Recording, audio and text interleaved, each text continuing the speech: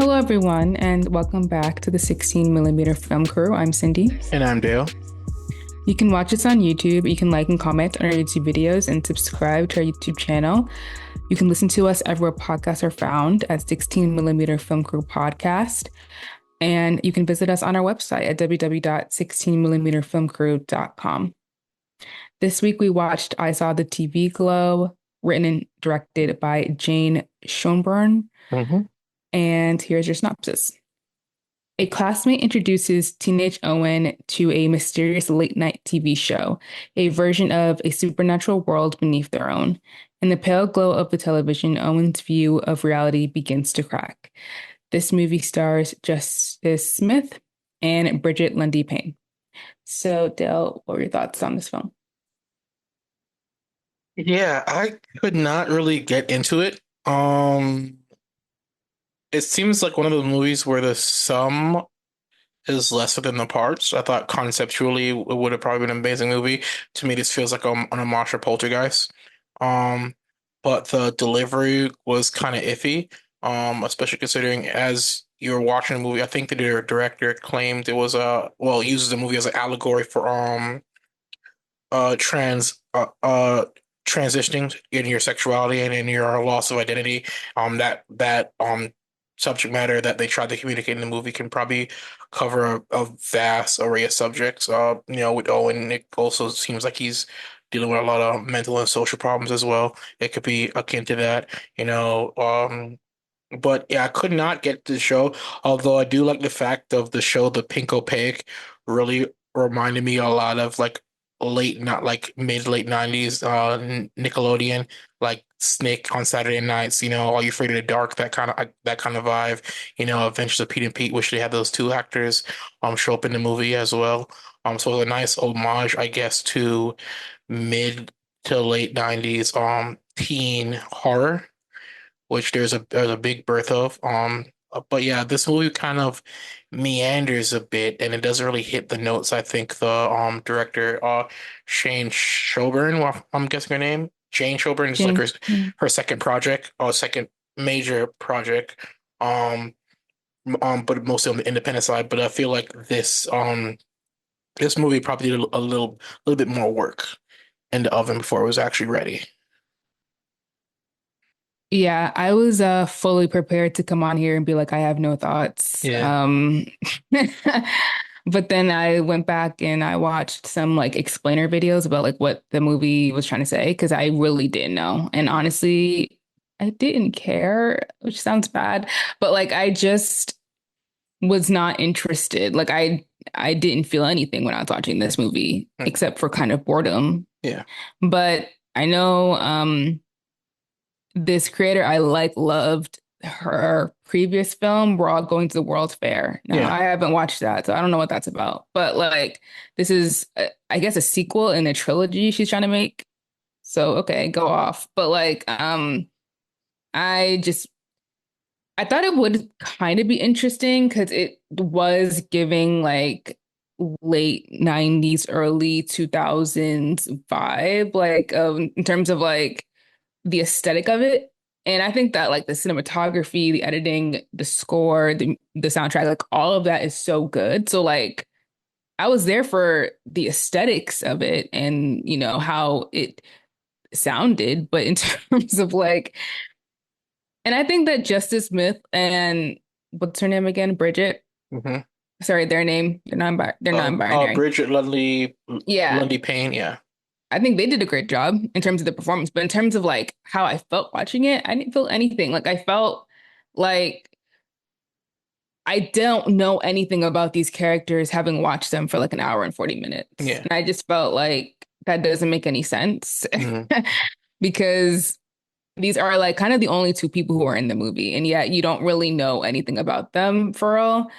And so I appreciate that this movie is about like the trans experience, but the thing is that like if you don't know Jane's story, Yeah. then you're not gonna know what the movie is about.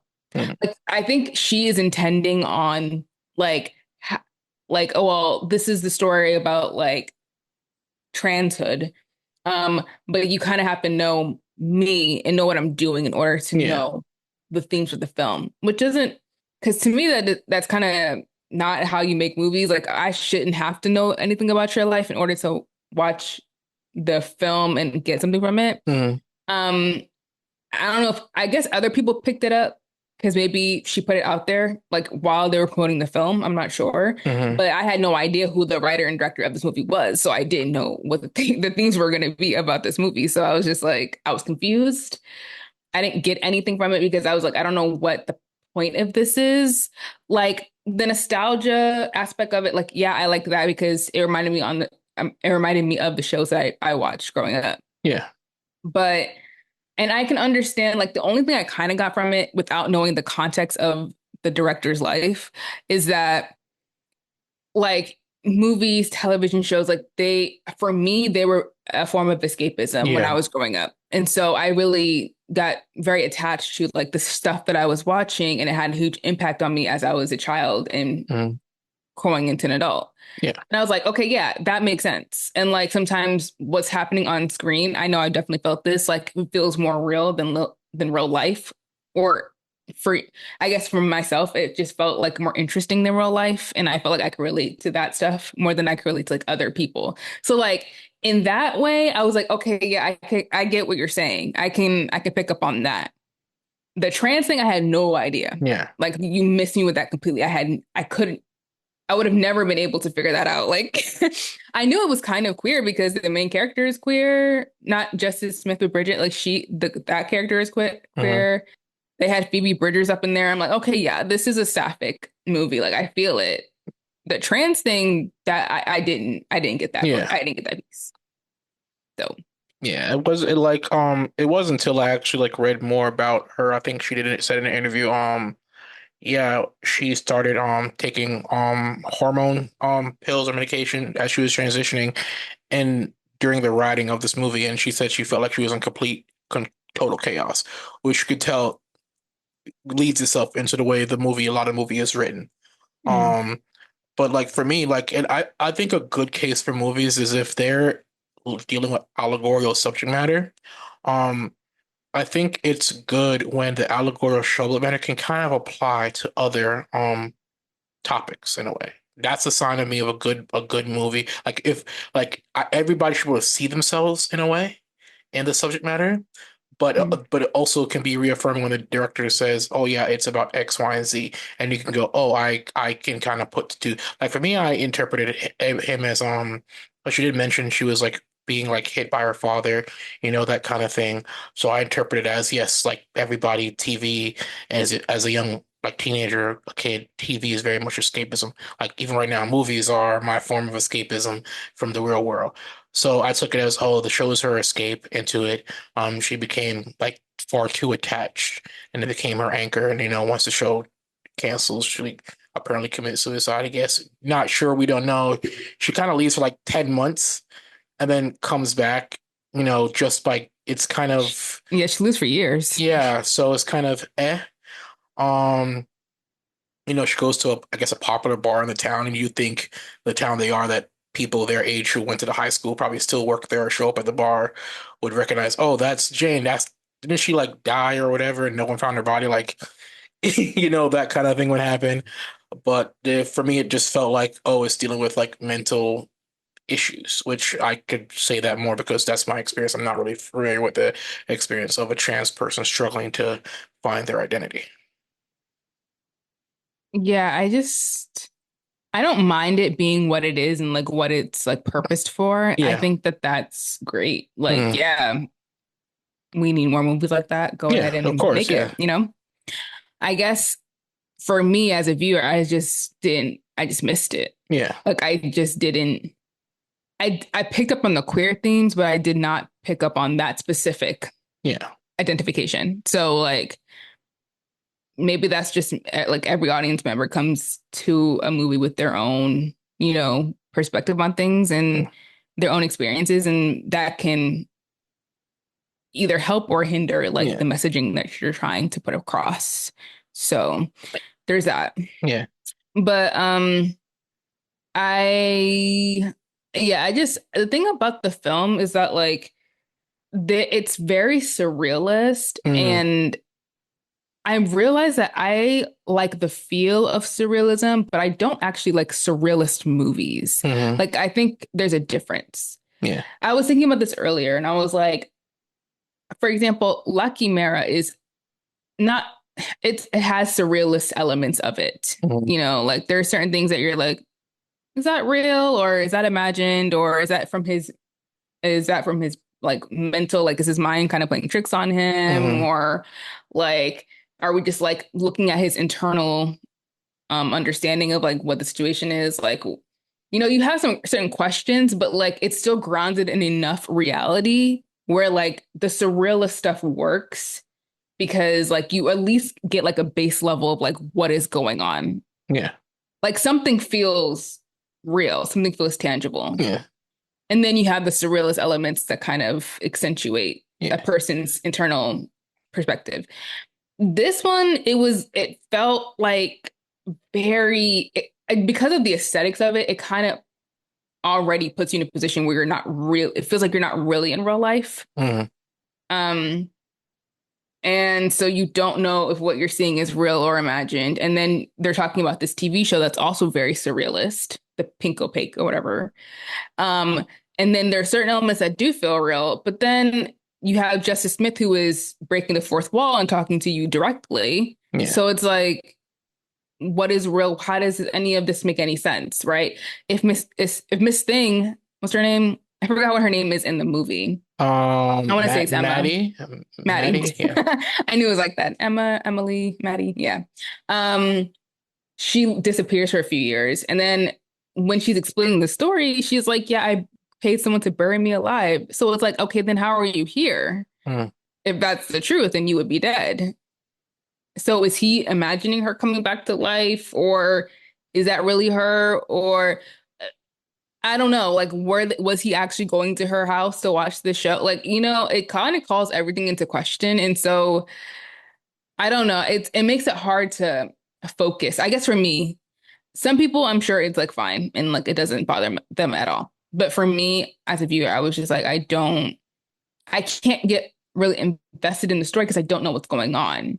And I think that's a different thing than like having some ambiguity or, you know, not spelling things out for the audience members. I feel like that stuff is fine. But I think Mm. if you just don't know what your foundation is, it kind of makes everything else not make any sense. So it's like, how can I get invested in the characters and in the situation if I just don't know what's happening?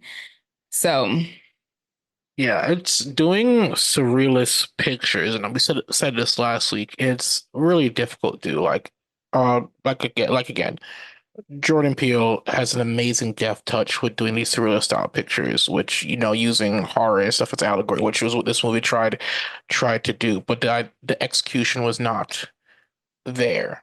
Overall, like once again, I think the performances of Justice Smith, I think his performance in this movie was really wonderful. mhm. On the emotional aspect side and the side of, the mental breakdown he's experiencing, um, Bridget Lundy, I love their performance. I remember watching them in Atypical on Netflix. And I was like, oh, she's a they're a good, wonderful actor. I want to see more of their work, and really didn't have like a lot of stuff outside of like Bill and Ted, and that was it. Love their performance in this. Um, Fred Durst pops up as the dad, which was not expecting in this project, but it just missed the mark on its delivery. Like the special effects, everything, and like the the environment that it creates in the movie is very surreal, very, very jarring. You know, I do feel like the last scene where he's like watching like the last episode before the show is canceled is really very graphic. And if I'm looking back, if I watched this at like 15 years old and they're talking about cutting people's hearts out and poisoning them and burying them alive. Yeah, I was like, yeah, I can see why the show is canceled. For the target audience, that's a really graphic subject matter. Especially considering even though we at that age during like the heyday of like teen horror, like Goosebumps and stuff like that, I think a certain some shows or some episodes don't think we should have been watching at that age, or we did anyway. Yeah. Um, but yeah, like it's not like M. Night Shyamalan bad, No. pre-Trapped, but I do think like this is one of those projects where there's a good story there. Joseph had taken like a little bit more time, and execute and rush and smooth out the edges probably would have been very wonderful picture. Yeah, I agree. It's not bad in the way of like certain films are just like bad. Because I don't think that this film is bad. I Yeah, just think that this film is, it's like, it's too weird to like, I mean, my thing is like, you can be weird. I yeah, guess it's just like, how weird are you going? Like, is it so weird where it's like, oh, wait, what? Or is it weird like, okay, that's not, I've never seen a movie like that and that kind of challenged my, I don't know, understanding of things or my worldview. yeah, It was very weird. Like I wasn't expecting it, but like it was good. Like I enjoyed it. yeah, It's not that kind of weird. yeah, It's a different kind of weird. Well, to me, actually, this movie has like really good scores on all the thingies. yeah, So like people do like it. yeah, So it's not like again, this movie isn't bad. It's just yeah, like there's something amiss. yeah. There's something amiss there. Like I think like looking at the Wikipedia page, I think one of the reviewers they said this movie like kind of creates a new emotion called passionate ambivalence. And I was like, yes, I can see that. Like I'm Hmm. very passionate where I feel neither way about this movie. I don't really have strong negative Yeah. opinions. I just really don't have strong positive opinions. It's kind of like, oh wow, this movie exists. Yeah, I am And I'm happy passionate it that I exists, feel nothing. Yeah. So yeah. Okay, so moving on to like the news portion of the podcast. Summer's over. It's Labor Day as of recording. Officially the end of summer. Boo. Can't really say boo because as adults we really don't get summer anymore. Yeah, who So, cares? but I feel bad for any of our younger listeners or viewers or college age viewers who or listeners who have to go back. But just a quick recap of the box office summer. Um, of course, Inside Out 2, it took only like a week to surpass Dune Part 2, the highest grossing movie of the year, and then a few days later surpassed Dune worldwide. Of course, you got Deadpool and Wolverine is, I think, trailing behind it. And as far as domestic theaters, like the gross is about almost 600 million. Of course, you've had, of course, Despicable Me, 4, which, and then Bad Boys Right Died, of course, Twisters, Quiet Place Day One, Daddy Long Legs were kind of the two big horror movies of the summer. Um, but yeah, just to go over a bit of their numbers domestically and worldwide. Of course, like I mentioned, Inside Out was number one with about 650 million. Of course, Deadpool and Wolverine, those numbers are still coming in because it's still really prevalent in the box office. Probably a lot of people want to go see it this past Labor Day weekend, but currently it's about 5.5 580 million at two, Despicable Me 4 at 350 million, Twisters at 250, Bad Boys Ride or Die at about 200 million, Quiet Place Day One at 140. It ends with us with 120 million. The Garfield movie, which I guess no one really expected to see with Chris Pratt, ended up with about 92 million. Alien Romulus, which basically just came out recently, is currently sitting at about 80 million, and Longlegs is about 74 yeah, $74 million domestically. So it's a good mix of number movies that released this summer. As far as horror, you got your stuff for kids, you got your action stuff, a real good mix. This is like the first summer without a major Marvel release in a while, because they've scaled back their productions and canceled it. Although a couple leaked, not couple set leaks of the thing have released, showing the prosthesis. I guess the current theory of with that movie is knowing what they've done in the past, like Spider-Man and stuff, the suit might be there on set for actors to work on, but once post-production hits, it'll probably be altered digitally. So, but we'll see how that goes when the first trailer releases. So, Cool.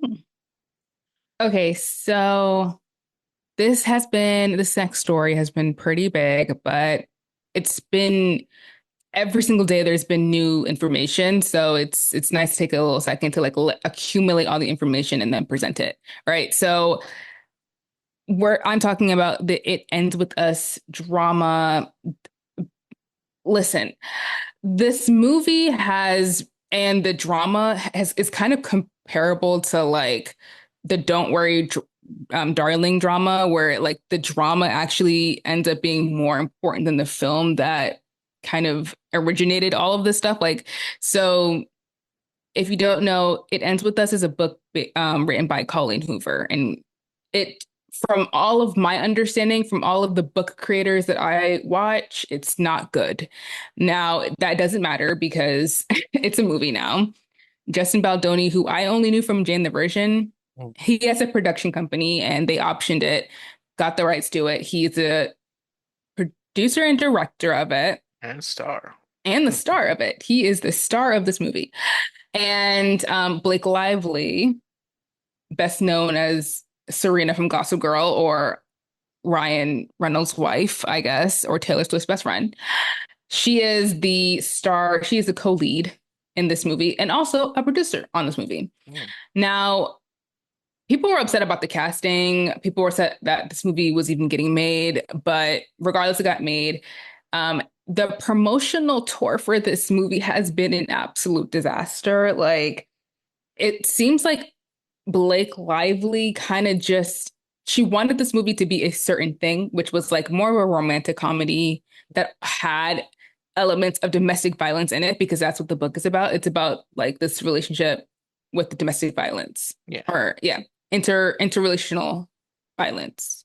So like she ordered a separate cut of the movie, different than Justin's, by the editor of Deadpool and Wolverine. Mm. And in the marketing of this film, Ryan Reynolds and Hugh Jackman make appearances, like they interview some of the cast of this movie, apropos of nothing. Like, why are they there? We don't know, other than Yeah. their association with Blake. And the way that Blake has been marketing it has been like, it's just a fun summer movie to grab your girls and go see, right? It's a movie for the girlies. Um, but it's a movie about domestic violence. So like people were like, what are you doing? Like this is really seems tone deaf, seems weird.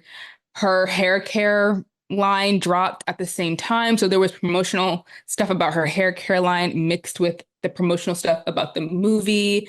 Um, and and so it kind of was like, we don't know why Blake is marketing this movie a certain way because Justin is marketing it in a way where domestic violence is at the forefront of what he's talking about. Mhm. He's dropping links and resources to people who might be in situations or if they know someone who is in a situation where they're in interpersonal violence. Like he is talking about this movie in a very serious way as a romantic drama versus a romantic comedy.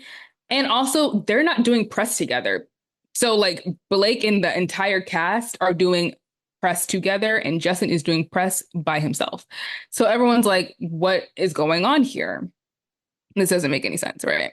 Yeah. And it's very weird because even Don't Worry Drop and Don't Worry Darling, they all did press together. Like, I Yeah. mean, Florence came at the last minute at the Venice Film Festival, truly iconic, but like they still post together. That did not happen in this situation. So it was very weird. Basically, what I'm getting from this is one, it seems like movies do really well when you have a certain level of attention on them, whether it be positive or negative. So this movie did amazingly. Like it's doing so well in the box office because I guess like people care about the book, so they went to go see the movie. But also this drama has like stirred up so much interest Mhm. that like people want to go see it to see like okay, what's the tea? Like what happened, right? Because it I don't know. I guess the vibe on set was not good. Blake and Justin did not work well together. So like that. Secondly, there's supposed to be a sequel because there's a sequel to the book, and Justin was basically just like, "Well, Blake can direct that," but his production company still has the option for that book, so he would still have to be involved if they did end up making a second one. And because it's doing well in the box office, it seems like they're probably going to. Don't know how that's going to work, seeing as how like there's obviously tension between these two people. Yeah. They do not work well together. And thirdly, it kind of seemed like in the Blake Lively version of this movie that it was kind of just an extension of the Deadpool and Wolverine marketing because Ryan Reynolds and Hugh Jackman were so involved Mm. in the film for some reason. Like Hugh Jackman kind of just showed up. Like he did an interview, like a funny little skit interview with the cast, and he showed up on the red carpet. Mm. But Ryan Reynolds apparently was like rewriting a scene and stuff. And Yeah. it's like, why are you so involved in this? And the way Blake played it off was like, well, we're involved in each other's work. Mm. And because she was in Deadpool. So, I mean, okay, to me, this is my opinion. This is me being kind of messy, but this is what I've been hearing over the years, and this is just what I believe. I believe that it is ironic that in a movie that's about domestic violence, Blake Lively, I'm not saying that Ryan did anything to her. I'm saying like he is controlling. Like Blake was an actress who was doing stuff, and once her and Ryan Reynolds got together, she was nowhere to Her, be yeah, found. her stuff kind of slowed down a lot. It's ironic that like he is super involved in her work. Um, Even though she's an actress and she was an actress before she met him, so like this could just be her thing. And he was super involved in it. Because like, why are you here, Ryan? I don't know. I truly don't understand that. I can't understand why he was so involved. To me, that's weird. To me, that's giving controlling. To me, that's giving like he won't let this woman have anything for herself, Yeah. which is it's ironic. It's ironic given the topic. Like, but anyway, I don't know. This drama is insane because it's like everyone has painted Blake out to be a really bad person. I think she's just famous, and I think when you're famous, you're weird. That's my opinion. I feel like when you're a certain type of girly, hanging out with Taylor Swift is a red flag for me. So like you're already not doing well. That's how Yeah. I feel. And people are painting Justin as being a bad person because they're saying that he made some remarks that made Blake feel bad about her body and that he like was not as nice of a person on set as maybe he was being painted. I think there's definitely a lot of sexist and misogynist stuff that's in there as well. But like, I think that these two people are just like they've just been in Hollywood too long. So like maybe they just don't like maybe they're just not acting in a normal way that we would expect normal people to react. And there is some bad stuff about Blake. If you don't want to like her, there are reasons to not like her. I will just say that. I'm not gonna say what they are. Look it up for yourself. But like, I don't think in this case, I just think that it is like this is a person who's been famous for a very long time, so she's just not operating in a normal way. And I'm not gonna be mad about that because like, what are you gonna do? And for Justin, I don't know what he did or didn't do on this set, but I do think that he at least got the tone right of like how to promote this movie based on a book that seems like it's not good. So, I mean, why are we going so hard for this? I don't know. But because it's domestic violence, I think that everyone has like a vested interest in being very passionate about this Yeah. situation. It's kind of concerning. Like it to me, it feels like a bit of might be a marketing ploy between what's going on, That's what it feels and like. to drum up press and drum up like the old motto in Hollywood or in show business, there's no such thing as bad business or that kind of stuff. All press is All good press versus press. good press. Yeah. Ryan Reynolds' involvement is really suspicious. People had concerns about it already during Deadpool and Wolverine, Hmm. considering that the WA strike, the Writers Guild strike, was going on before filming started on this movie, Yes. and they had already said, "Oh, the movie as the shooting is going under rewrites," and they were like, "Oh, shooting continues because guess what? Ryan Reynolds now apparently has a writing credit. Yeah, he wrote on the first one, but he wrote on the second one, but there is no writing strike going on. Now they're doing the third movie, and there's a strike going on, and production is still continuing. Um, and then also I guess apparently at the same time this movie was being filmed as well, and he was there working on this script for this movie. I don't know. It feels like between him and Blake, with they're they're probably one of the richest couples in Hollywood, low Oh key, yeah. with their money Hmm. outside, with their money, Right. Mint Mobile. He has a professional soccer team in Europe, which he He has just a got promoted. what is You it? A know, gin line? as a Gen 9, he's involved in the F1 team as well. Man has a lot of cachet and money. So I feel like this was their master plan. Look, we're gonna both you release a movie, I release a movie for the guys, Deadpool, Wolverine, blah blah. You get your movie for the girlies. She's pushing that marketing aspect, and you're also get your hair products out there. We could just make this money and compound it. So I feel like it's that kind of vibe going in for them. Which, if I was a Hollywood couple and my wife was an actress and I'm an actor, I would go for that too. But I think in this sense, it feels really obvious. This is supposed to be the weekend of Ryan and Blake. Of the Reynolds family, kind of. yeah. So Yeah, it just feels, yeah, not, yeah, just in bad taste, yeah, I think is what I would call it. And I would call it annoying. yeah, I'm tired of seeing these people's faces. I'm so sorry. Like, I used to love Blake because Blake was my gossip girl. Like, I loved yeah, her. But like, since that union with Ryan Reynolds, I don't know. Like, it's just when they got married at the plantation, that's kind of when I had to leave. I yeah. had to leave the He door he's slowly he's closed. I think to me he's slowly verging into Chris Pratt territory where it becomes kind of Oh, annoying. yeah. Like, oh yeah, I like you. You're cool. You're funny. Stick with it. And it's like every 10 seconds if I watch TV, I see a Mint Mobile commercial. That kind of thing. Yeah. Like It's it- over. It's too much. It's too too much. much. Like You're just too much. I think like a couple weeks ago, his F1 team, like one of the drivers had like a Deadpool and Wolverine style helmet. I'm like, come on, that's weird because usually the It's drivers get to pick their helmet, but the helmet is now marketing for your movie that's released the same weekend. hmm So, but yeah, Yeah, it's not good. yeah. But Hey, whatever. If whatever. y'all if y'all went to go see the movie, tell us what you thought. Yeah, I ain't see it. I ain't see either I'm not of gonna see them. that. Yeah. So, I saw Deadpool. It was fine. I'll probably watch it later. I just want to watch Channing Tatum. Oh, they about to know about me with that his Cajun thing, but it is what it Oh, I is. love Channing Tatum so much. Uh, Anyway, all right. Um, so let's talk about what we've been watching. I'm kind of in the beginning, or not beginning, the middle stages of Succession rewatch. I kind of started rewatching it again. Mostly because I was like waiting for the second season of Industry to not say the third. I don't even know what season it is. I was just waiting for Industry to come back because UK shows have long gaps in their seasons. So I was like, no, in the meantime, while I'm waiting, I just finished Bear. Let me rewatch Succession. Once again, I love the show.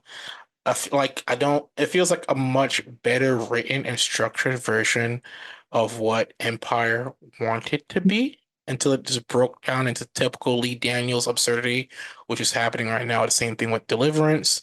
Um, Oh. yeah, it's so well structured and everything, very much once again a modern day Hamlet.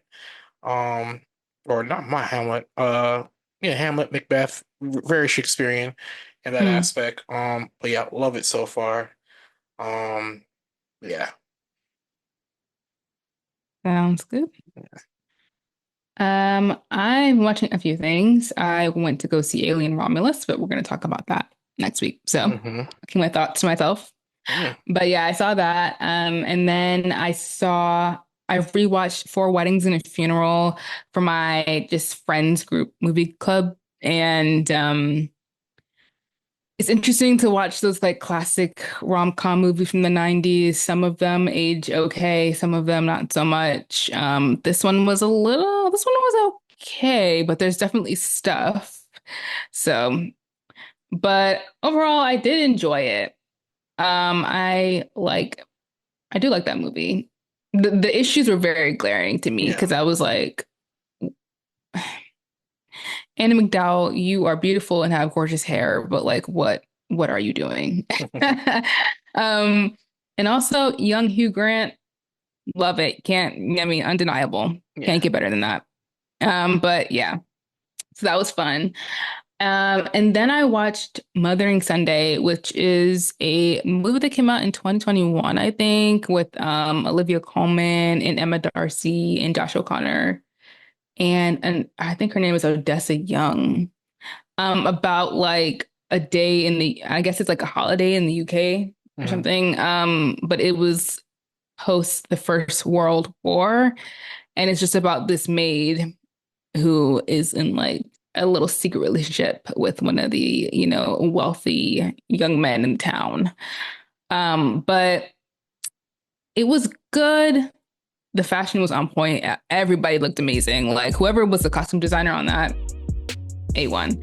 And it was shot really well. And all the performances were great because all these actors are amazing. Colin Firth is also in it, like great actors in this movie. It's weird that I never heard of it before, like until like yeah, relatively recently. But the story is good. It's just like it was giving me Atonement vibes, Hmm. but not on the same level of like because they actually are very similar, weirdly, just in time period and like it's about a writer. But I think Atonement was just like, in terms of the scale of Atonement, it was just much more cinematic in terms of like how the world it builds. This movie was much more intimate and focused on just like a handful of characters on one day. Hmm. But I don't know, there were a lot of spaces, like a lot of gaps. Like there was a lot of time that needed to be filled. Um, and so it was a little, it was all right.